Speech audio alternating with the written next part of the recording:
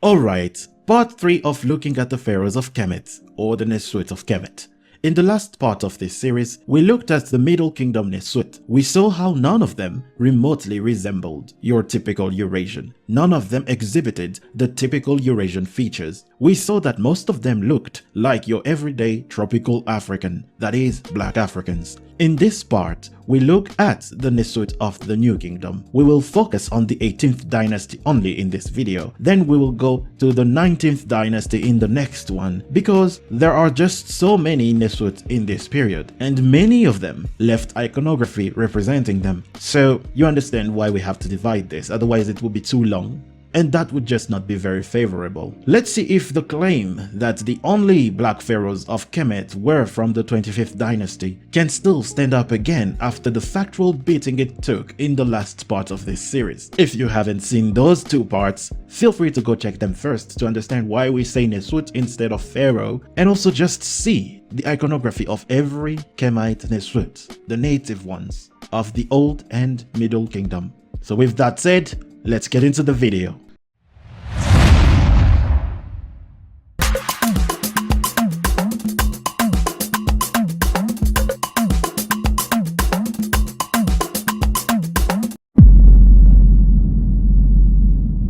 So, the New Kingdom of Kemet lasted about 500 years. It had 3 long dynasties, dynasties 18 to 20. The New Kingdom came after the second intermediate period. Their founder, Ahmose I, brought back Ma'at by beating out the Hyksos invaders out of his land and bringing peace to the two lands once again. This is the kingdom with the most famous Nswt like King Tut, Hatshepsut, my girl, the Ramesses, and Ahmose-Nefertari, the most beautiful, my ancient crush. This period is marked by the expansion of Kemet into the so-called Near East. It is also marked by great economic advancement as well as architectural development. The Nswt of this period were great conquerors too, but still they didn't want to go too far in their conquest and wage war endlessly like the Romans or the Mongols. African people are not like that. Look at the Kushites, for example. Great at the art of war, undeniably. Everyone recognizes it, but they still did not go too far in their conquest of other lands. We are not an especially violent folk as Africans. Our land is blessed. Why leave? While most of the riches and great development are happening in your land. It does not make any sense. Anyhow, enough with the history. Let's see what these New Kingdom uncles and aunties looked like. The New Kingdom. We start with Dynasty 18. Dynasty 18 lasted from 1570 BC to 1293 BC. The Nswt of this period were Ahmose I, Amenhotep I, Thutmose I, Thutmose II, Thutmose III, Queen Hatshepsut, Amenhotep II, Thutmose IV, Amenhotep III, Amenhotep IV, Akhenaten, Smenkhkare, Tutankhamun, I, and then Oremeb, the last Nswt of the 18th dynasty. So, let's look at the first Nswt of the 18th dynasty. I named Ahmose I. Ahmose I is the founder, the one who brought back Ma'at, the legendary founder, the great Nswt. But he wasn't so legendary because, you know, his wife was still alive when his son took power. Anyway, this was a great Nswt, kicked out the invaders out of the African land. So look at the features you see present on his face. This is a damaged statue with the white crown of Upper Kemet. Now look at the features. Now people will say, no, you see the features are not very present. Zoom in, people. Zoom in on the lips, for example. You see that the lips are very full and protruding. And then the nose is again your African nose. For those who have seen this series, you already know the traits we're looking at, right? But then again, we don't have a lot of statues of Ahmose I, but what we have is statues of his sons and of his wife. Now let's look at one of his sons that looks exactly like his father. That is Prince Ahmose-Nefertari.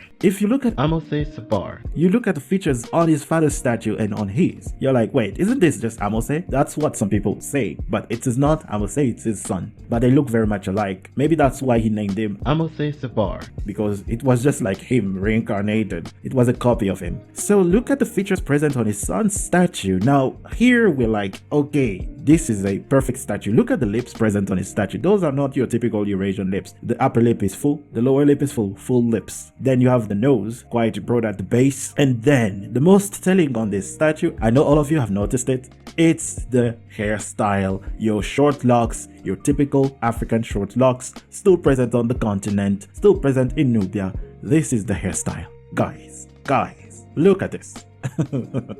You can't say this is a typical Eurasian hairstyle. You don't see this in Eurasia. Again, please show me the Eurasian people that do their hair like that or did their hair like that in ancient times. If they weren't black people, you won't show me because they don't exist. Because your Eurasian hair, your typical Eurasian hair texture does not do this naturally, or it's not a style that would naturally come to their mind because their hair is just there. You can let it flow and it will be fine. Our hair, in contrast, if you let it flow well, it will break. You have to treat it all the time. So you have to do hairstyles like this in order to keep your hair free and they will not break and they will be fine. So it's a typical African hairstyle that you find in West Africa, you find it in East Africa, and you find it in Central and Southern Africa. Yes, the short locks. Then you have a profile view of Ahmose-Nefertari or Ahmose-Nefertari. Then you see the hairstyle even better. This is clearly a representation of hair, not a wig. I don't think this is a wig. I do not agree with that. But then you have the profile view. Yes, the nose is protruding there. And then they'll say, oh, see, this is a typical Eurasian.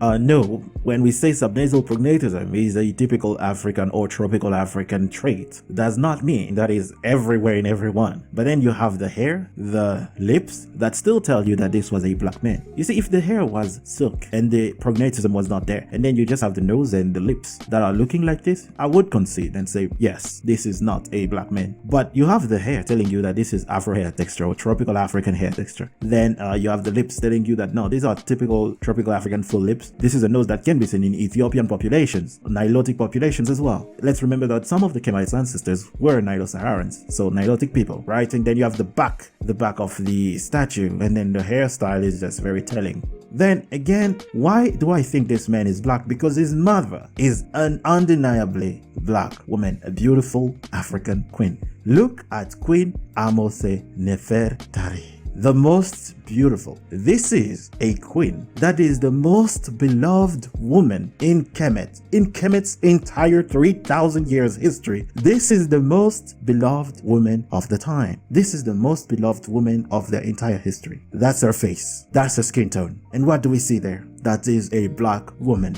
a jet black woman. They'll say, no, it's just the wood that darkened. Bruh. No, it's actually the paint they put on top of it to represent her very dark complexion, her very dark tropical African complexion. Because if you say very dark complexion, the Eurasians, they start thinking, oh, he must look like a North African. No.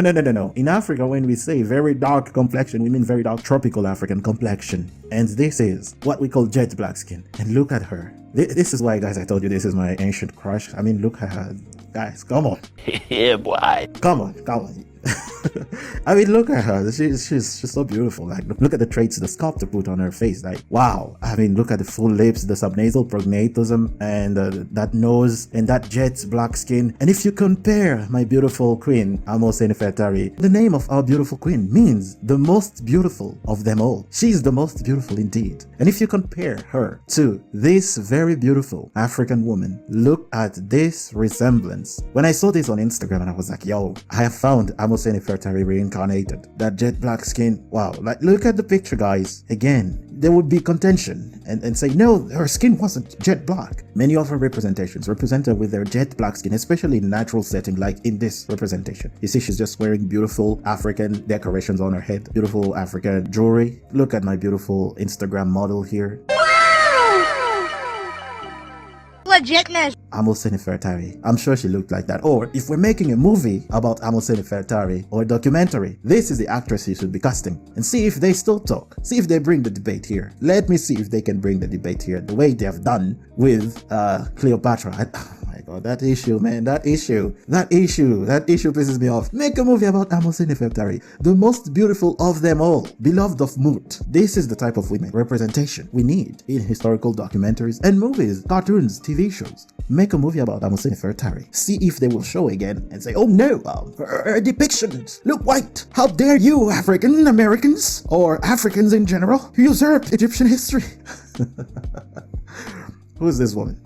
She black. Anyway, I'm dwelling too much on my ancient crush. Let me move on. Let me move on. And this is another picture again of Ahmose-Nefertari's wooden statue. The beauty is still there, you know. And the consistency, guys, in the skin coloration. And look under there. These are typical dreadlocks. Dreadlocks, people. Dreadlocks. You saw even in the previous picture, dreadlocks were represented. Now, you see, the historians say that she might have been a Kushite woman. Now we want to bring the Kushite argument, don't we? Now we want to say, oh, no, she wasn't really Egyptian. She was Cushitic or Kushite. Why? Because her skin looks jet black, right? They can't admit that there are jet black Egyptians, but we saw them. We saw the servants of Queen Ashayet in the previous video, right? And then we saw in the tomb of, I think, Oremheb, or no, I think the tomb of, I don't remember the tomb, but it was in my video on the tombs of Kemet. We saw jet black Egyptians. So you can't say that there are no jet black Egyptians. It's a non-argument. It's an illogical statement because they are there. They existed. Now, we have a queen who's jet black. Now they say she might have come from a Nubian family. This is why I'm saying, if Netflix makes a documentary with her and puts this beautiful actress, this beautiful Instagram model as the actress for Ahmose-Nefertari, or Anokyai as the actress, they will not come and bring the debate. They will shut it up. They will not talk about it. They will not make noise about it. The Egyptian government will keep quiet because we will have a scientific team behind it and say, oh no, look at the statuary of Ahmose-Nefertari, consistently represented as jet black. Most of her statues. There are some exceptions, but on those exceptions, it's again in the divinity realm. It's in the religious representation. So those are usually metaphorical. We can agree that usually in the realm of mythology and religion, there's a lot of metaphors. But in natural settings, like this statue is just representing the queen standing, it's a natural setting and they represent her with her natural features. Now, we look at this other painting of Ahmose-Nefertari and the dreadlocks are still there, people, with her beautiful crown. This crown you see on top of her head there, and then she's jet black. And then if you look at her son on the other side, this is not her husband, I must say, it's her son, because she was just so great. Her son loved her so much that he did so much iconography of his mother, left so much iconography of his mother. She was just so amazing. Again, showing you the status of the Kemite woman being higher than most ancient women. And then this is seen throughout all over Africa. Throughout Africa, you go to Kush, it's the same. Women are respected. Women are given high places. You go to West Africa, it's the same thing. You go to Central Africa, it's the same thing. You go to Southern Africa, East Africa, it's the same thing. There are exceptions to the rule, of course. There is always that exception. But the rule in Africa is that the woman is to be respected. And you have this jet black skinned woman who was the most revered woman in Kemet. Not Cleopatra, not Nefertiti. It's Ahmose-Nefertari, the wife of the founder of the New Kingdom. We continue again. Jet black skin, her son is dark brown. And then they will tell you, No, the metaphorical meaning is that Ahmose-Nefertari was a god, guys.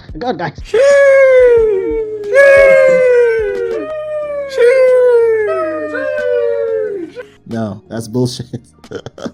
That's bullshit. She is a jet black skin queen, and they do not want to recognize that reality. Where's the documentary on Ahmose-Nefertari? Hollywood, black Hollywood. I even compared this image to a Hausa actor with King Tut's DNA, right? Because Hausa people have the DNA R1b, like King Tut and his father, Amenhotep. And then you have next to him the beautiful model Anokyai. It's the same depiction. And then when I tell people like Metatron and his followers that Kemites were representing variation of skin tone on their walls, not metaphorical meanings of being outside or inside or being tanned, what is he gonna say about Ahmose-Nefertari and her son here, Amenhotep I?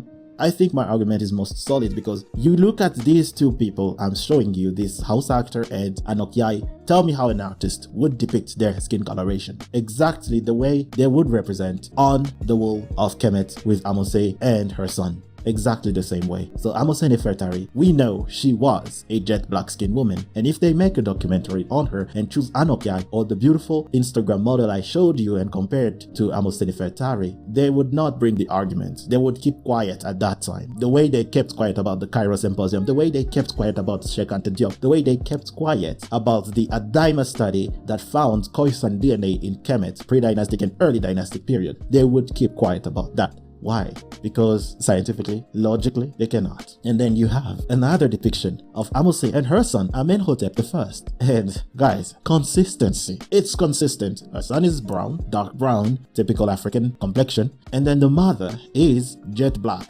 Another typical African complexion. Variation of skin tone Metatron, variation of skin tone people who follow Metatron, and think his argument is the most compelling out there. LOL! And variation of skin tone, Cherubini Salvatore, the originator of that stupid argument. Shots fired! Shots fired! And then one thing I wanted to mention is that, Amenhotep I, can we just admit it? This was a mama's boy. If you tell this guy any your mama joke, he will punish you. He will take his soldiers, his royal guard, and make them whip you for 7 days or 42 days, since the Kemites loved the number 42. Anyway, Ahmose-Nefertari was a jet black-skinned woman, and I would love to see a documentary, a Netflix, whatever documentary on her. Well-produced, well-made, by an African-American studio, by preference, with scientific team backing them. You can take Dr. Anthony Browder, an African-American archaeologist. Anyway, Ahmose-Nefertari, the black woman, my crush, the most beautiful indeed she was. Let's carry on to the next Nswt. Now we move on to another Nswt, that is the son of Ahmose I and Ahmose-Nefertari, that is Amenhotep I.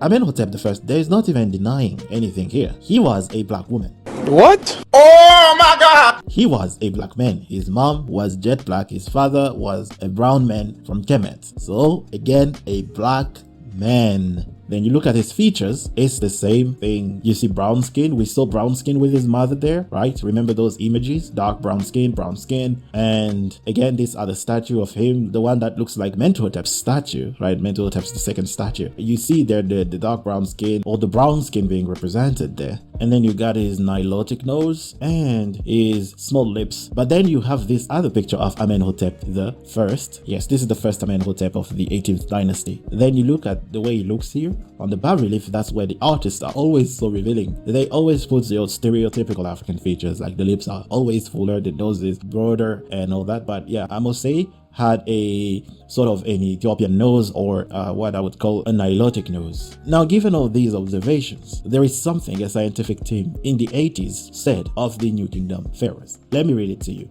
In 1980, James Harris and Edward F. Wente conducted X-ray examinations of New Kingdom pharaohs' crania and skeletal remains, which included the mummified remains of Amenhotep I. The authors determined that the royal mummies of the 18th Dynasty bore strong similarities to contemporary Nubians, with slight differences. This is from the book An X-Ray Atlas of the Royal Mummies, Chicago, University of Chicago Press, 1980, page 207 to 208. So the science says it all. These were black people. They were akin to the Nubians. Their skeletal remains, crania, shows you that they were like Nubians, the blackest people on this planet, the Nilotics. So the argument is even over. The iconography supports what the researchers have just said. So I want you guys to keep this in mind when looking at all these Nswt of the New Kingdom. Then you look at other images of Amenhotep I. You see that his skin is consistent, his skin color is consistent. It's always brown everywhere. Then we go to the next Nswt, Thutmose I.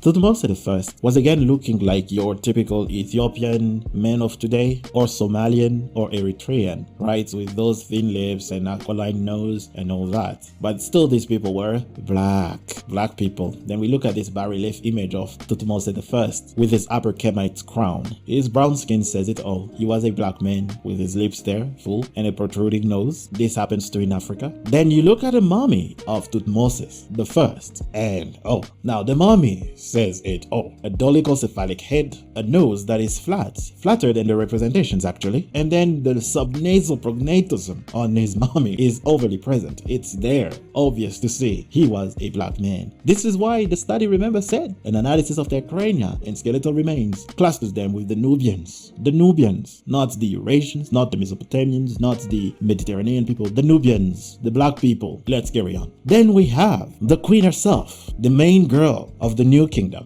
I mean, after Nefertari, this is the main girl. This is the girl, the woman, the girl boss, the representation of girl boss. This is Hatshepsut. Hatshepsut, after Sobekneferu, is the second woman to have again gained full title of pharaoh. Hatshepsut was great. She expanded the economy of the kingdom and and she expended Kemet's power and might through trade, not war. She goes here, she trades here, she trades here, she trades here. Before the United States did it, Hatshepsut did it. Before China did it, Hatshepsut did it. Conquering the world through trade. You see why the history of Kemet is so important to them? They have copied so much from it, and they don't want to admit that they copied from black people, while they do it every day today. Like most genres of music in America were created by black people. Rock and roll, pop music, country music. When you point out to that history, some of them want to deny it because of, again, the anti-blackness. But the reality cannot be changed because facts do not care about your feelings. You've been copying black people since the beginning, since Greece, since ancient Rome, and you continue to do it today. Since Kemet, you've been copying black people. And it's okay. You have your genius too that we have copied and found interesting and found useful to our lives, like guns. Like the automobile. It's great. Like the plane. But again, the ego's gotta go or will make it go. And you will be crying because the facts will be speaking for themselves. And your feelings will be hurt and your ego will be hurt instead of you letting it go and not be hurt. But you keep it and the facts come and remove it by force. So again, Hatshepsut did it first and everybody copied. Now look at the features on our girl boss. Full lips are represented here. And then the nose is narrow. They will say, oh, you see, this is narrow noses. But if you see the skin color of Hatshepsut, the doubts will go that she's a black woman. And again, remember, most mummies of this period cluster with the Nubians. They'll say, oh, we have DNA. No, they don't have DNA on Hatshepsut. They need to keep quiet about that. They don't have DNA on her. Then, this is what I was talking about. The skin color of Hatshepsut. Brown, dark brown, and all the features can be seen in Africa. Why am I saying this? Because when you compare her to this beautiful Nigerian, she's Nigerian, guys. Nigerian journalist from Arise News. It's over. The argument is over. Hatshepsut was black. The lips color, same. The skin color is the same. The nose shape is the same. Even the eyes. I said it before and I'll say it again here. This journalist, this Nigerian journalist, looks like the sister of Hatshepsut. So you can't say, oh no, all Africans have flat noses. No African has a pointy nose like that comes out and is a bit broad at the base. We do have people that have those features, even in West Africa. So look at the skin coloration, guys. Now that's what speaks the most. The lips are the same. So again, Hatshepsut, the black queen, the girl boss. And then you see again here, consistency. The coloration of the skin does not change. The full lips do not go. It's consistent. She was a black woman with a dark brown skin. And then we have this most rare image of Hatshepsut that I do not see in most places. Like this one, I had to find it on Alamy. Alamy is out there having the rarest pictures of some statues of history, like for some reason. How? Like they are a stock footage website, but they have this image of Hatshepsut, and here you can see again the full lips are ever consistent, the nose shape is the same, and the skin color is gone. But if you look closely, you see that the color was brown. There was some coloration on this. So this was Hatshepsut, the black woman, the greatest pharaoh of the New Kingdom. Yeah, I said it. She was the greatest of them all, even greater than Ramses, the one the French and the Europeans love to talk about so much. Oh, Ramses le Grand. No, Hatshepsut was the greatest. Have you seen what she built? Great temples, guys. No, Hatshepsut was the greatest. Let's move on to the next Nswt. My girl Hatshepsut, kudos to you. African child, beautiful African woman and ruler. Now again, Jada Pinkett and Hollywood, this is the type of African woman you should be representing in your documentaries and stories. See if they still bring the argument here. We have X-ray analysis of the New Kingdom pharaohs, and what do the scientists say? They cluster with the Nubians. They mostly look like the Nubians. These were honest people in 1980. They do a whole analysis, clustering the Egyptians with the Nubians with the same kind of study, right? X-ray study of crania and skeletal remains. They do the same analysis. The Egyptians, in 80% of the cases, cluster with the Nubians and other Africans further south. And then in maybe 10% of the cases, the Nubians and the Egyptians still cluster together, but they don't cluster much with the other Africans. They still don't cluster with the Eurasians. And then in 5% of the cases, they cluster with some Eurasians, but they still cluster with the Nubians. Then the remaining 5%, they cluster with the Eurasians. It's like 1 or 2 studies in there where like, oh yes, their brachycephalic length is more similar to the Mediterranean people, but the rest of their measurements cluster them with the Nubians and other Africans. They say, no, we rule from this analysis that the Kemites were Near Eastern North African. They clustered with the Nubians in 90% of the cases and 80% with the other Africans. And you come and say at the end that they were not like the other Africans, they were not tropical Africans. Anyhow, I digress. Let's move on. Hatshepsut was a black woman. We saw most of her statues. Now we have Thutmose III. Again, remember, if I skipped some Nswt, it's because we don't have iconography of them, or like an iconography that is detailed enough, or it's too damaged to present document and analyze. So, Thutmose III came after Hatshepsut, and look at our main features. Thutmose III was definitely a black man. Look at his full lips. Look at the nose.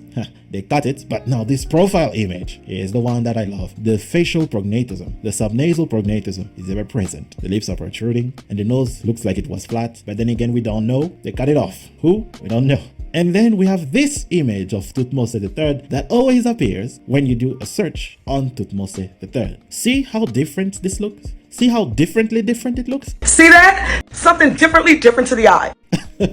Shoutouts to everybody, it's so creative. Now look at this picture and its reconstruction. The reconstruction goes like, well, we're gonna put dark brown skin. You see, there you're being honest. But then this statue is not the one you should use to represent Thutmose III. Why? Because it looks fake.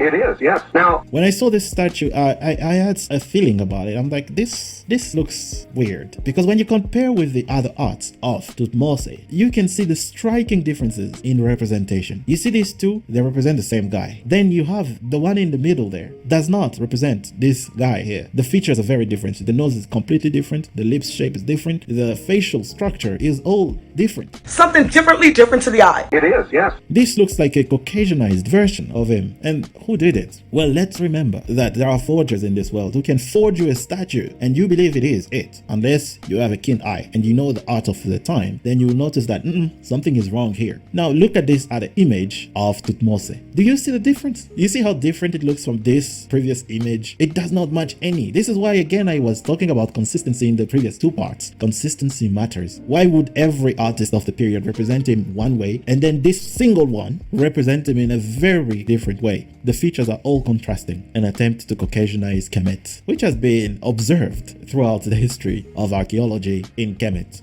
And later on, you will have testimony from a professional forger who claimed that he faked a statue from Kemet and gave it to a museum, and they believed it. Now, he's a modern forger, like a recent forger. He got arrested, of course. But then, in the late 1800s and the early 1900s, you could forge these, and there would be little questioning because there was such a want to make Kemet white. So again, this I believe is a fake, and we look at the other artwork. The Sphinx of Thutmose III. Thutmose III was definitely a black man, full lips, prognatism, and broad nose.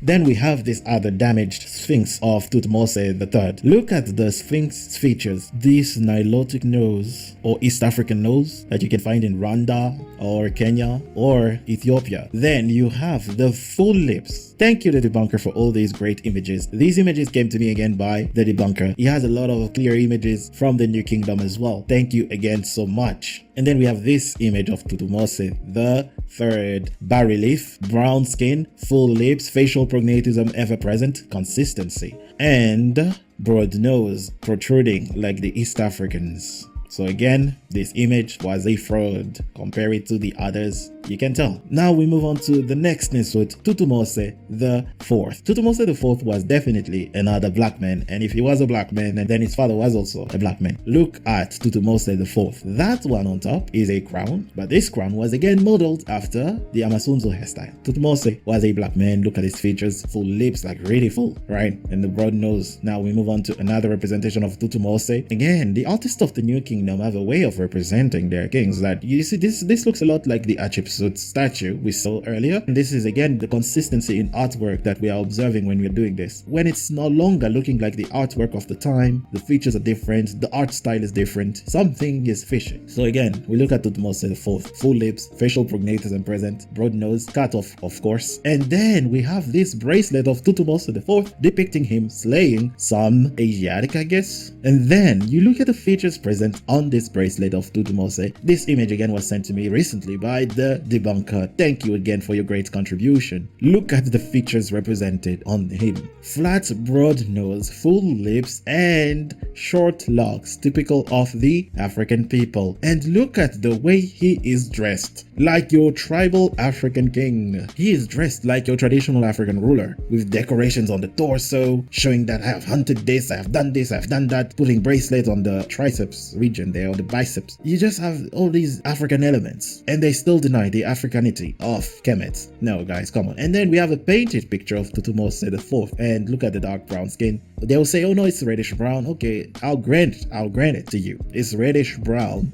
today. But I believe this was dark brown back in the day. But again, this is a skin color you can still find in Ethiopia, Kenya, East Africa there, and even West Africa, as we saw with the Hausa people of Nigeria. So again, please, Thutmose was a black man. Then we have Amenhotep II. You look at Amenhotep II, Nswt of the 18th Dynasty, and you see full lips are represented there, but his nose is protruding and it's a little bit narrow there. But then again, you could say maybe he was mixed. But then again, his next image will lead you to other conclusions. Look at this next image of Amenhotep II. Full lips protruding and with the subnasal prognatism. And I don't know what this color means, if it's the actual, because it goes all over the statue, so maybe it's not. But then again, you have the features, the high cheekbones. He looks very much like a black man of today that you can see everywhere. Again, this is all the iconography we have on Amenhotep II, but his successor, Amenhotep III. Now, he was undeniably a black man. Look at Amenhotep III. We start easy. Look at this wooden statue. Look at the features you see on top of this wooden statue. You see a broad nose at the bottom there, a bit narrow, yes, but the lips are very full. Then we have the crown that was modeled after the Amasunzu hairstyle that you can still find in Rwanda. And then you have the profile image, and then you compare it to the Amasunzu hairstyle and you're like, wow. These gotta be black people. Yes, they were. Then you have the coloration of the statue itself. Very dark in color. They'll say, no, it's not paint. Oh, but I think it is. It is paint. Look on top of the statue. These are very clear images. Thank you, the debunker again. Wow, the debunker, you really deserve some shout outs. Really, these images are great. I couldn't have found them without you. So thank you so much.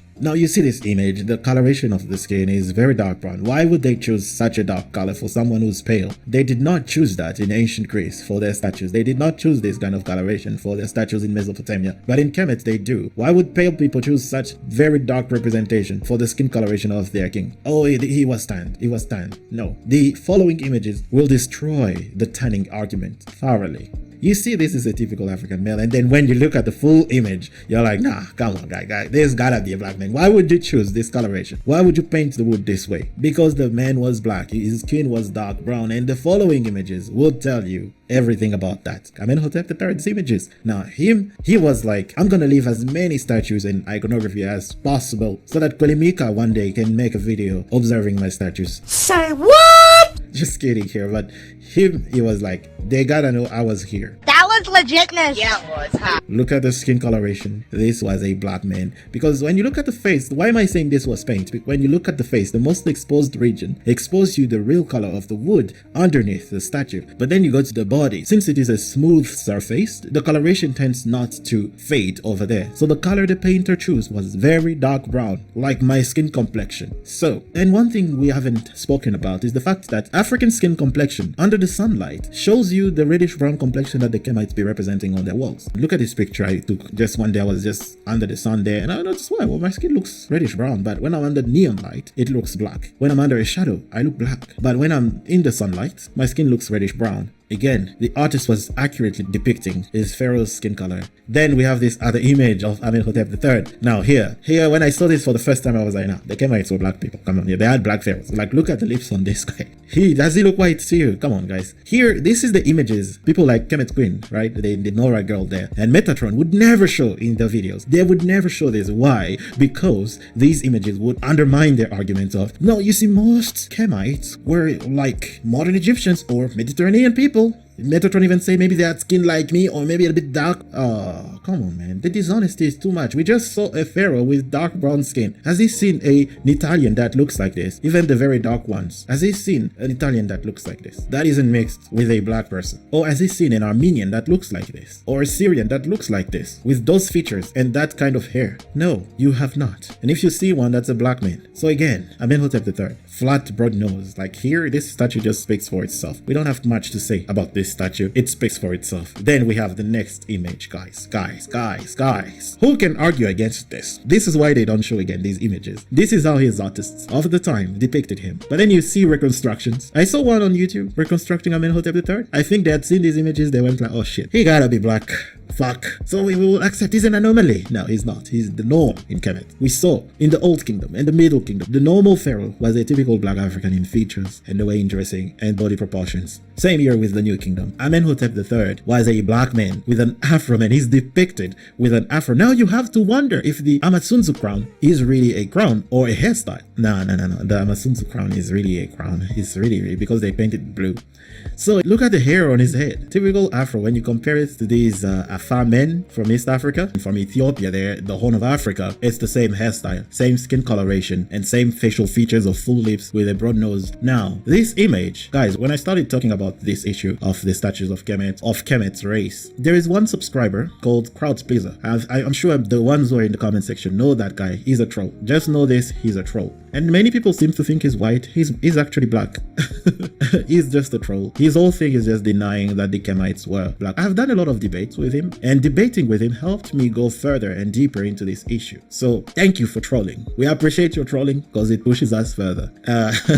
Anyway, Crowd Pleaser comes and tells me now this image was made up by Afrocentrists. And his argument probably comes from a Eurasian Eurocentric website saying that this image is a fake, right? Because people don't know. People would just, if you do research, you won't find much about this image. So I was skeptical of using it. If you look at my earlier videos, when I make a point about the Kemites being black, I didn't use this image. This is a very powerful image to use when you say the Kemites were black, when you want to put across the point that they were black physically, phenotypically. But he said no. He said this was made up by Afrocentrists. When you look at it, it looks a bit like a modern painting. But then it's not true. This is actually an original painting from Kemet from ancient time depicting their pharaoh. I'm not kidding here. This is an actual image. This is how they actually depicted the pharaoh. The claim that this is an Afrocentric construction is a straight up lie, and it further proves the fact that this image looks exactly like a black man. This image cannot be denied that it's a black man because no Eurasian looks like this. So to prove to you that this image is not a fake, we look at another version of the image. This is the one they say, no, this is a fake one, the Afrocentrics made up. No, again, to prove to you that these images are not fake, we look at the tomb of Amenhotep III, sent to me by, again, the debunker. Kudos to you, my man. You see the image there? The afro is present. And this is a tomb. So did Afrocentrists make this whole tomb? Did they create a tomb in Kemet? They went to bury them. Someone said something funny in my comment section. Let me read it to you.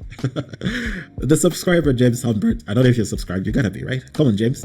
He said, Kemet Queen, that is the Nora girl who made a video on how we are stealing Egyptian history. Kemet Queen would say they were all fake and black people buried them to hurt and take Egyptian history for themselves. I laughed for a minute there because that's something they could actually say because they have no scientific argument. We are backed by archaeological evidence, genetic evidence, linguistic evidence. They are not. So some Eurocentrists would say that we went to repaint the image of the pharaoh there or make the whole tomb up.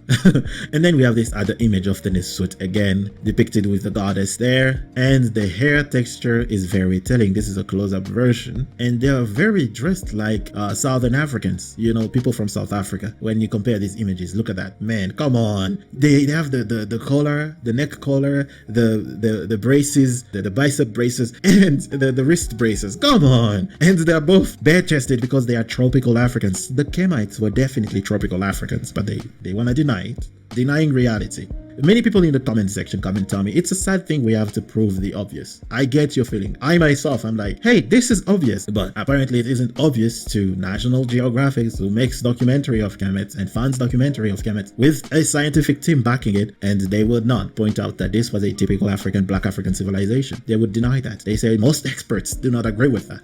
Anyway, Amenhotep III had an afro and short locks, and to prove to you again that these images are not made up by Afrocentrists, look at these paintings from the Louvre Museum. This is the subscriber Munes Mansa Musa who sent it to me. He said, Kwelimika, look, someone went to a museum in Paris and they saw this. If you look at the video, it's pretty telling. Look at that, guys. Look at this video. See how these two images, yes, they are broken over there, but the reconstruction is very accurate. Very accurate. The full lips are there and everything. Guys, come on. And the guy even compared his skin to it, and it's the same skin. Amenhotep III was a black man. And you look at these other images of him, like this guy was like, Kwelimika, you gotta see my images and show it to the world because I know a certain demographic, the invaders, are gonna hide these images from the public. They will not show it in their YouTube videos. They will not show it in their documentaries. For you to see it, you have to go to an expensive museum in Berlin, in Europe. You have to take a plane. Not all of us have money. Many of us rely on the internet to see all these artifacts. Not all of us have the money to go in every museum in every country. All these statues are scattered all over the world. Even documentaries don't manage to put all these images together in documentaries because it's expensive to go everywhere and film the statues of every museum. You have to go to the US, you have to go to Munich, you have to go to Paris, you have to go to London, you have to go to China, you have to go to Cairo. You can't keep up. But thanks to Google, thanks to people like the debunker who know how to research images, we have images like this. And guys, look at the full lips on this statue. The statues speak for themselves, especially for Amenhotep III. I'm just gonna put, and then you yourself do the reflection and see the consistency in the artwork. Are we lying when we're saying that this was a black man? He had an afro, people. And then they say they have DNA on Amenhotep III, and his DNA was R1b. Have you ever seen a Eurasian that looks like this? A European that looks like this? But we have seen a Hausa that looks like this with those full lips and brown skin like that. We have seen that. So the R1b has to be associated with the African R1b, not the Eurasian R1b. Now you see he was a black man, right? This is King Tut's grandfather, and then we'll see his wife very shortly. Again, Amenhotep III, broken statue from the debunker, full lips, broad nose, and then another one again, statue of Amenhotep III, standing, beautiful Nswt statue, full lips are ever present, and his broad nose a bit protruding. Of course, we saw that this was a black man. Now, let's define black. Now let's define black. This is the kind of arguments we have to deal with at this point. Tell me again, the Greeks were European, Caucasian. Well, let's define Caucasian. What do you mean by Caucasian? Do we do this for Eurasia? But for Kemet, oh, let's define black. Now you want a definition of black. But you're quick to call Shaquille O'Neal, Jay-Z, Kobe Bryant, rest in peace, black. But when it's a kemite with the same features as Kobe Bryant, you go like, let's define black. Look at this profile view. Facial prognatism. There. Full lips. Jealous people would say Afrocentrists went to bury these in Kemet. Then the Louvre found them and then purchased them and put them in their museum. Yes. Very, very scientific, the argument. The argument is very scientific and concise. Then you go to another image of Amenhotep III. Now, this guy was really on there for Kolemika. You know, he was like, man, I want you to have content, so I'm gonna leave as many statues as possible so that you can make this video. Anyway, thanks to the debunker for these images, because this image, I did not find it on the internet anywhere when I was searching the images of Amenhotep III. And look at the full lips on this statue, guys. This looks like your typical black African male. And then another image of Amenhotep III. Man, he left a lot of images of himself. Look at that. Look at the facial prognatism, the full lips, the broad nose, guys, come on. Amenhotep III was a black man. And next, we look at his wife.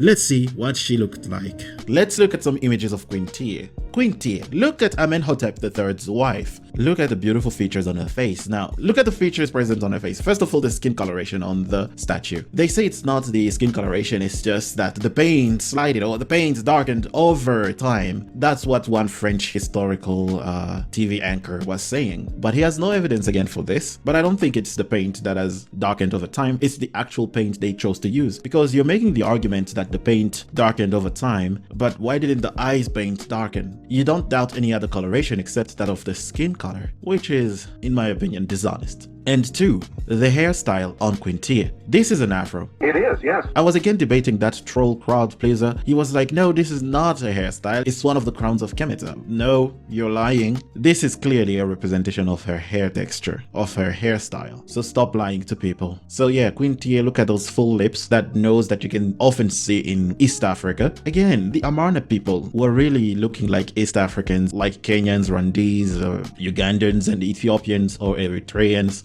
Now look at this other image of Queen Tiye. This depiction, she looks like your typical African sister from West Africa, East Africa, and everywhere on the continent. Broad, flat nose, full lips, and locks all over the place there. These are locks, people, and whose hair looks like that? It's our hair. And then you have the same hairstyle that we saw on our beautiful queen, Ahmose-Nefertari, my crush. Hello there. Then we compare again this image of Queen Tiye to that of an East African woman, a beautiful Kenyan woman. I forgot her name. She's like a Kenyan celebrity. I think she lives in the US now. Anyhow, look at the features present. That's why I told you, right? The nose is very common in East Africa, but you still see the African nose, even if it's narrow, it still has popping nostrils because we need to take in a lot of air to cool down our bodies because we are tropical Africans. We are children of the sun, children of the heat. So yeah, look at the afros, look at the features, guys, come on. If we need to play Queen Tiye, we can take this Kenyan woman as the actress of Queen Tiye. Again, Hollywood, Jada Pinkett. This is a queen to make a documentary on. She was great. That's why you see so much iconography of Queen Tiye. When you see iconography of someone in Kemet, that means they were great, especially when it's a woman like this. She must have been great. That's why you have iconography of her. Anyway, look at these two pictures. It's just very telling. This is the hairstyle you saw in Kemet. They used to know the afro. They used to put the afro on their heads. Then we have a profile view of Queen Tiye's. This shows you even more that this was an afro. Look at the way it forms at the back there. This was no crown, it was an afro. And it was no wig, I'm sure. It was just her hair that she put in an afro, like this Kenyan actress or model. Anyway, then you compare this profile view to that of a Benin bronze head profile view. Look at the way the facial prognatism is present on both these statues. Look at the way it forms. Look at the way the lips are full. This shows you again that these were both African people. One is from West Africa and one is from East Africa. We compared this in an old video I made. Then we have this other imagery that I received from the debunker about Queen Tiye. Guys. Queen Tiye was definitely a black woman, and here she's rocking locks. Unless I'm wrong here, it looks like locks, you know, the straight lines, but it could also be just the cloth she's wearing around the head, because it doesn't really look like hair at the level of the forehead there. It really looks like something she put on the head. Anyway, look at the features. This picture, we are looking at it for the features that are represented on the statue. Full lips, broad flat nose, broad face, high cheekbones. Guys. Then we have this other image of Queen Tiye, I think when she was younger or older, I don't know. I wasn't there. Anyway, look at the short locks hairstyle that she has on her head there. They'll say, oh no, it's a wig. I don't believe this is a wig. It's the short locks hairstyle that you see in Nubia, that you see in the Nile Valley, that you see in East Africa, West Africa, and Central Africa, and Southern Africa. This is the short lock hairstyle, so very iconic of the Kemites, but also of the Kushites. This is a queen wearing that same hairstyle. And then you have her full lips depicted there with that East African nose, like typical East African nose. Then we have this other image of Queen Tiye. The full lips are ever present. This is the consistency I've been talking about throughout this series. If it's not consistent with the other artworks, chances are it's misappropriated or it's a fake. Then we have this other imagery again. Oh, now look, on this one we even have a profile view of that statue we just looked at earlier. The profile view, again, consistent with all imagery of Queen Tiye. Subnasal prognatism, full lips, and that East African nose we've been speaking of as compared with the Kenyan model we just saw. So that's it for Queen Tiye, the beautiful wife of Amenhotep III and grandmother of King Tut, mother of Akhenaten, also known as Amenhotep IV. This is Queen Tiye, a black woman in all her features. All her representations show you that she was a black woman. This is why a reconstruction like that of the King's Monologue is all the more accurate. Shout outs to the King's Monologue. And this is why this drawing representing Queen Tiye by one of the subscribers, the name is there on the screen, I forgot the name just right now. This is why this representation, this drawing is more accurate, with the afro there, the brown skin, the dark brown skin. Guys, come on. Shout out to my fellow artist. He deserves some more following. Guys, please go on Instagram and follow this guy. Support his Instagram page. Give him likes. Tell him I sent you there. Anyhow, yeah, so that's Queen Tiye, the black woman, undeniably. Now let's look at her son. Mom and dad were black, both undeniably. You know the conclusion. Let's continue. The next Nswt is Akhenaten. Look at his first image of Akhenaten. Akhenaten of his birth name, Amenhotep IV, but he was not rolling with the Amen and the religion. He was different. This was an original man. So he was like, no, I don't want to do this Amenhotep thing. I believe there is a single God who does not have many manifestations. He has one manifestation, and it is Aten, the sun. And that's it. The quote-unquote birth of monotheism. Quote-unquote, because Kemite religion was already monotheistic. This is the problem with using English as a medium to understand African cultures. It doesn't really translate well. The other gods are manifestations of the main god, the supreme being who created all. Everything originated from him is transcendent. That's Amen, the mysterious, the unseen. You cannot see him. He's mysterious. You cannot even reach him. And the other gods are manifestations, deifications. They're like saint patrons, if we could translate to that, with cults devoted to them. But saint patrons does not also really translate. But if you use a term like Abosum from West Africa in the Akan religion, I believe, it makes total sense. Or if you call the lesser gods of Kemet, Orisha, it makes total sense again. The African terms really encapsulate the concept of the Neteru in Kemet. They're not gods or supreme gods, no. So the polytheism, that's a Western concept. In Africa, we have another concept, which is mono-originism, with different manifestations of God in every aspect of life, the divine, the ancestors who are great. Anyway, our man Akhenaten here, he came with this concept of only worshipping one God and remove the worship of all his other manifestations and the worship of ancestors. And the people Pharaoh did not like that. Created instability in his kingdom. Don't play with people's religions and beliefs. They are ready to die for them. Anyway, Akhenaten. Look at his brown skin. Very popping. This is an image of Akhenaten you don't see much. I found it through the debunker again, and another subscriber, Saladin, who sent me some images of Akhenaten, very clear ones as well. So thank you, Saladin. Thank you so much. And please keep up your artwork with drawing the Kemites. And I loved your reconstruction of Queen Nefertiti based on this artwork they left. So yeah, shout outs to you guys. Check out his Instagram. He does beautiful drawings. Check out his Instagram over here. Here is the name. Go check it out. We need artists like him to do more representations of the Kemites with an accurate view of what they looked like. So artists like that are very welcomed, so that, children can be introduced to it and the greater public to this view, this accurate view of the Kemites. Accurate skin depiction, accurate facial features represented in modern drawings. Anyway, you see the facial features of Akhenaten. Full lips and the nose like his father. His father and his mother were black. He's black. The argument shouldn't even stand here anymore. His father and his mother were black. He is black. And then we continue here. A bit older Akhenaten. Full lips. A broader nose at the base there. You see those full lips? Very full. Very, very full. Again, Akhenaten was a black man. You cannot deny this. His mother and his father were undeniably black. And he has a very strong facial prognatism too. If you look at the profile picture of the first statue we saw there with the brown skin, the facial prognatism is so strong. And this is consistent throughout Akhenaten's artworks. They depict him with a very strong facial prognatism, very full lips. But then I saw some Egyptian Twitter page comparing Akhenaten to a modern Egyptian, I guess, with his pale skin there and silky hair. And they say, well, you see the full lips there on this white man. Alright, you see the nose, the way it looks like Akhenaten on this statue. Well, now let's compare this man to the first depiction we saw of Akhenaten. See how different it is? Something different to the eye. Where's the brown skin? Oh, he's not tanned. No, that's nonsense. We already debunked it. We already debunked it a long time ago. See how different the lips look now? They do not look the same. They don't. And his father was a black man. This one, we can speculate all we want. We all know his father was not looking like Amenhotep III. We all know that. Anyway, we have Akhenaten, clearly, obviously a black man. Look at his bas-relief image of him, typically black. All his pictures, all his imagery depicts him with those facial features, with those full lips. And then now I want this Egyptian man, this white man, to walk under the sun of Egypt there, bare-chested like Akhenaten here. I want him to look like that in Egypt. Every day, walk around, see how his skin can bear the sun of the region. Anyway, then you have this other image. Again, Akhenaten depicted with brown skin. And even down there, I think that's his Queen Nefertiti with brown skin too. Another depiction of Akhenaten being consistent with the first one we saw where it was colored. Not pale like this man here, with the full lips, the flat broad nose. And then let's talk about Queen Nefertiti. Nefertiti the pretty, the beautiful one. Another beautiful Kemite queen. Now this was a hot one back then as well.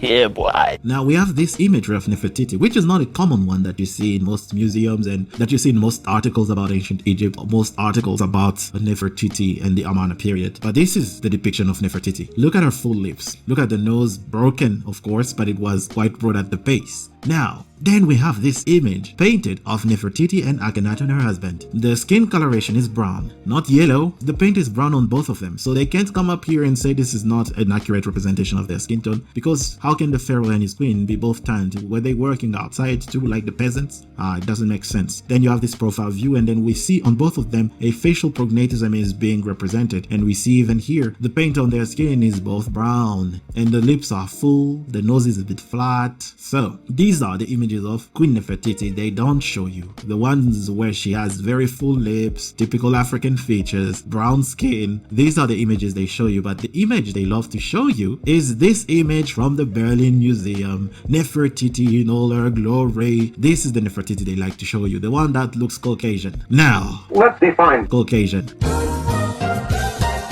Hey, that's pretty good.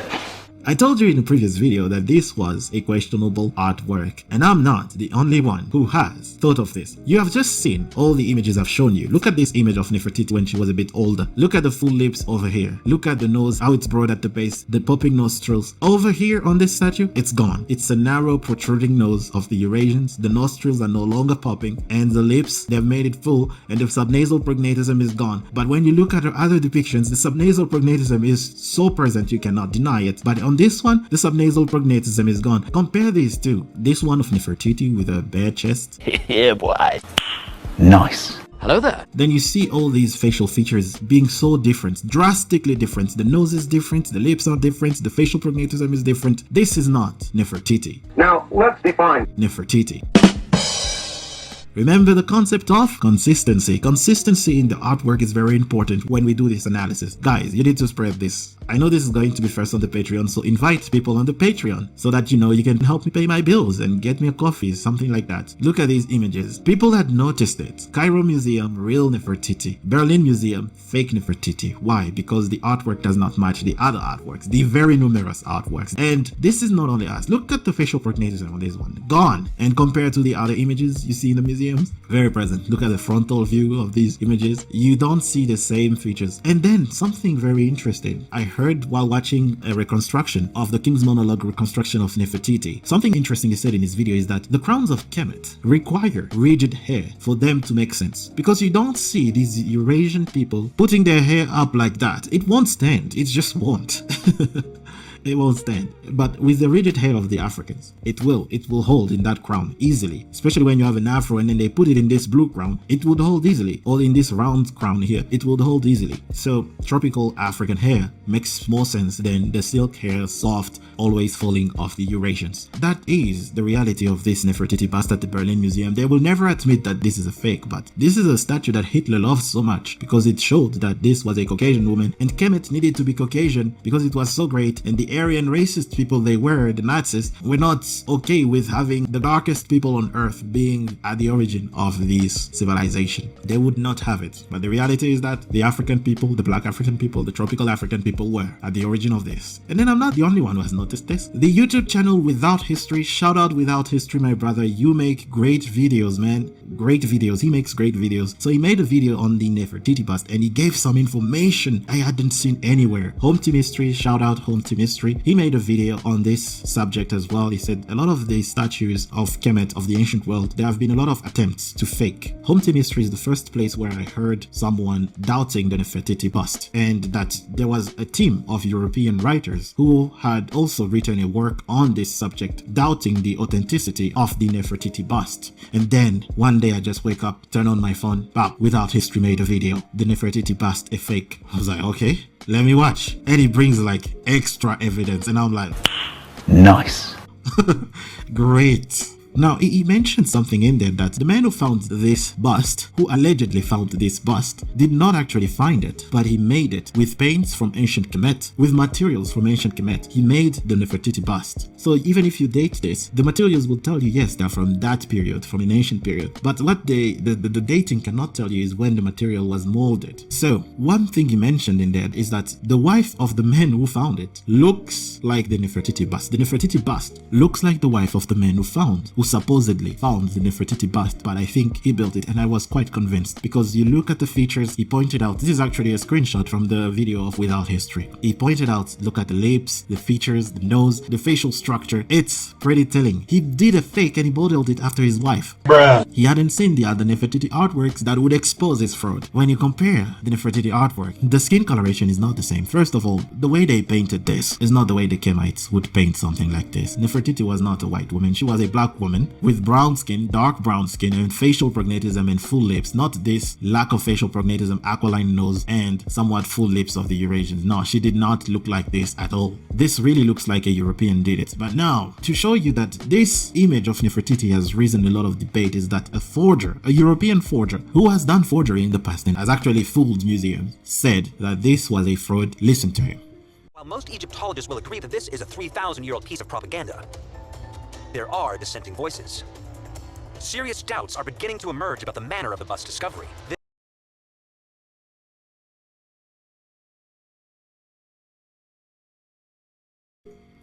Now you see, they will say again, it's Afrocentrists who deny the reality of this. Is he an Afrocentrist too? It was a European team that started all this thing. They're the ones that doubted. They wrote a book on this, saying that the Nefertiti bust is most likely a fake, a modern fakery. And we have a faker who has attested that, no, this is something I would have done too if I was faking this. So we rely on the other images that cluster together, that are consistent with the artwork. And we reject this Berlin Museum one that does not remotely resemble any other artwork of Nefertiti. Not even close. The Pope in Nostrum nostrils are gone because Africans have popping nostrils and the Europeans and the Eurasians don't. And then look at this other image of Nefertiti. Thank the debunker for this image as well, where Nefertiti is depicted with short locks, African hairstyle, full lips, protruding mouth, so that is subnasal prognatism, popping nostrils. They'll say that's a wig over there. It's not. Nefertiti was a black woman. The Berlin Museum bust they like to show everyone is a fake. Remember that? Spread the news. Right, now we look at Nefertiti and Akhenaten's daughters. These are two princesses from the Amarna period. And you look at the way they look, again the argument is strengthened here. The Amarna people, from Amenhotep III to Akhenaten to his daughters, they look black. Look at the very full lips. These are images again they would never show. People like Kemet Queen and Metatron would never show in their videos. These are images. Why don't you show the Amarna princesses? Why don't you show the real images of their grandmother and mothers? Why? Because they look African. Look at those full lips. Look at the noses, the popping nostrils. Ah, yes. And then they have this practice that can be found in Congo, in the Mangbetu people, skull shaping. Yes, Nefertiti probably had a skull shaped because it was a beauty standard in ancient Africa, and that same ancient beauty standard can be found in Congo. They'll say there's no link. Then look at the features, man. Like when I saw these two statues, I was like, come on guys, these were black people. And then I went to compare with an Ele-Ife statue from Nigeria. Look at that beautiful image I made. Comparison, full lips, the nose is the same, popping nostrils, very full lips in Kemet and Ele-Ife. Three beautiful princesses, same artwork. Guys, come on. You can't argue against this, and you can't show this in a documentary. Everybody would go, these are Africans. You can't show this in a YouTube video coming to bash people who say the ancient Egyptians were black, and then you show this, then people will look at you funny and be like, well, they do indeed look black. They are phenotypically African, tropical African. Everything suggests that. So Akhenaten's daughters were black women, and so was their mother, their father, their grandmother, and their grandfather. Then we move on to, I think this is Smenkhkare or Smenkhkare. Smenkhkare, he was probably King Tut's uncle, and he also was a black man. His brother was black, his father was black, so yeah, he definitely was a black man too. But this is again not sure if it's Smenkhkare or Tutankhamen, so we don't know if this was Tutankhamen or Smenkhkare. Anyway, what we have of Smenkhkare is his skull. His skull is dolichocephalic, and it has a facial prognatism, a strong one. This is an African skull, and the experts would not deny it. Then we move on to our boy king, Tutankhamun. What? Yes, I said Tutankhamun, not Tutankhamen, because his name is Tutu. Who knows how it was read? These are just speculations. I prefer to call him Tutankhamun. Tutankhamun was a black boy. The most famous artifact of Tutankhamun is his golden mask because it's so drippy. It's got the money. This guy was drippy, man. He went to bury himself in gold. If that's not a flex, I don't know what is. You clearly were a young boy. Really. This was a boy. He wanted to flex. Then look at the features. Look at those very full lips, popping nostrils of the narrow nose. So that's the mask of Tutankhamun. Then we move on to his wooden model, his wooden statue that was used by his artists to depict him. Look at this wooden model. Look at the coloration of the skin they used. Brown, just like his father's skin, just like his grandfather's skin, just like his grandmother's skin, and just like his mother's skin. We don't know if Nefertiti is really Tutankhamun's mother, but whatever. I don't think she is. But again, it's just like his father and his grandmother and his grandfather. Dark brown skin. It's paint actually. So they chose to paint him like this. But what do the reconstructions give us? A pale skin. This is so dishonest. Why would the artists paint him brown like this while he wasn't? He wasn't a pale-skinned Eurasian. He was a dark brown African male from Northeast Africa. So he was most likely like the Afar people of Ethiopia or the Beja people of Southern Egypt or your East African Kenyan people, Rwandese people. And look at him. He really looks like an Ethiopian boy. So again, Tutankhamun, he was a black man. Look at his profile view of his wooden bust. Then we have the frontal view. I've shown this image so much. And the one thing I've noticed is that when you show this image to people, when you put it on the thumbnail, because they already go like, oh, he's gonna tell us that the ancient Egyptians were black. Why? Because they look black. You have noticed it. You have noticed that they are black from the artist depictions. And when you look at all these depictions of King Tut, depicting him consistently with brown skin, with full lips, with popping nostrils, with a dolichocephalic head, that is why you have reconstructions such as the King's Monologue being more accurate than this new 2023 reconstruction trying to attempt again to say that King Tut was a Eurasian male with pale skin. His art does not suggest that at all. None of his art suggests that. None. why don't you look at the painting on the sculptures to get a reference of what his skin tone looked like? No, you don't. You don't want, because you know what it would bring. It would bring a reconstruction like that of the King's Monologue, the most accurate reconstruction on King Tut I've ever seen. Kudos to the King's Monologue. Shout out to him. Follow his channel. The reconstructions are great. Did you see his last reconstructions on Nama? Oh, guys, that Nama reconstruction was also another great one. You can't play with scientific reconstructions. Not like this reconstruction of King Tut. Oh, hell no, man. What the fuck, man? Which is a bra moment, bro. The biggest bra moment in the history of reconstructions of ancient people. This is so inaccurate. So inaccurate. Check out the King's Monologue video on the reconstruction of King Tut for you to be convinced of this. We're just gonna look at the pictures. Look at those pictures. Look at that beautiful brown skin. Under a different light, I told you again earlier in this video, under a different light, our skin looks different. You see now here it's darker. But then you shift the light to this one and then it's lighter. Same with our skin as black people. Under the sunlight, very bright, and then it shifts again. So that's Tutankhamen, the black boy. His grandfather was black, his father was black, his grandmother was black, his stepmother or baby mother was black. His sisters were black. He was Caucasian. He was a black boy. And their DNA, when they did an SRT study on them by Schumacher Keita and others, they found out that these people cluster with West Africans and mostly Central Africans and East Africans, Great Lake peoples and Horn people. They don't cluster with Eurasians at all. That's Tutankhamen, the black man. And then you have this painting of Tutankhamen in his tomb, depicted with the short locks hairstyle, typical of African people. You can't make these images up. Someone tried to say I'm cherry picking. Anyway, if you want people to see these images, invite them to the Patreon. I thank you already for those who will be here in the Patreon, so thank you. And yeah, this episode will be released later on the channel, on the YouTube channel, but not anytime soon. The like goal was not reached. Alright guys, you saw the 18th Dynasty Nswt and queens, and we even looked at princesses. They mostly look black. Most of them look black. And remember the CT scan that was done and the DNA study by Schumacher Keita, they both cluster with Southern Africans and the Nubians. They both cluster there, both the DNA and the anthropometric studies on their physical features. So they cannot win the argument. Alright guys, so in the next part we're gonna look at the Ramesses, the dynasty of the Ramesses, Ramses the First, Ramses the Second, and all them Ramesses, the 19th dynasty. So let people know in the comment section what you think of these original images. As for me, I think the Eurocentric reconstructions clearly don't match the original artworks, Bas Uterwich and the great YouTube channel King's Monologue. They match the original accurate artwork of the Kemite very thoroughly, very closely. So yeah, that's it for this video. It was a bit long, but I enjoyed making it. But yeah guys, share the link of the Patreon for people to see this video. Again, I don't know when I'm gonna release it publicly, but yeah, let's invite people to the Patreon. I'm trying to reach a Patreon goal so that, you know, we can make better content in the future with extra help from people on the Patreon. So yeah guys, leave likes and comments. Let me know what you think of these reconstructions, and if you liked it, please share it around, leave a comment. Peace.